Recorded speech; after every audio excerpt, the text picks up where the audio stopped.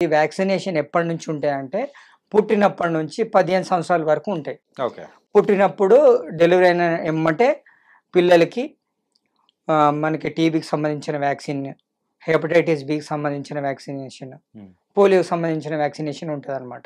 ఈ vaccine first birth dose ఉంటది. దాని తర్వాత 6 వీక్స్‌కి ఉంటది, 10 వీక్స్‌కి ఉంటది, 14 వీక్స్‌కి ఉంటది. మళ్ళీ 18-2 ఇయర్స్ పిల్లలకి ఉంటది. 1 ఇయర్‌కి 6 మంత్స్‌కి ఉంటది. ఇట్లా వాళ్ళకి ఒక ఫిక్స్‌డ్ వ్యాక్సినేషన్ షెడ్యూల్ ఉంటదనమాట. ఓకే. ఇప్పుడు వాళ్ళకి ఒక చార్ట్ ఇస్తారు.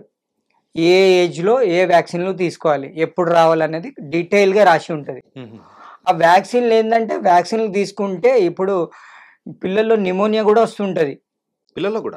పిల్లల్లో నిమోనియా వస్తది. ఆహా! అది 5 సంవత్సరాల పిల్లలకి most common cause of death అంటే నిమోనియా వల్ల చనిపోయే పిల్లలు. ఒక 100 మంది చనిపోతే దాంట్లో నిమోనియా వల్ల చనిపోయే పిల్లలు 20 మంది ఉంటారు.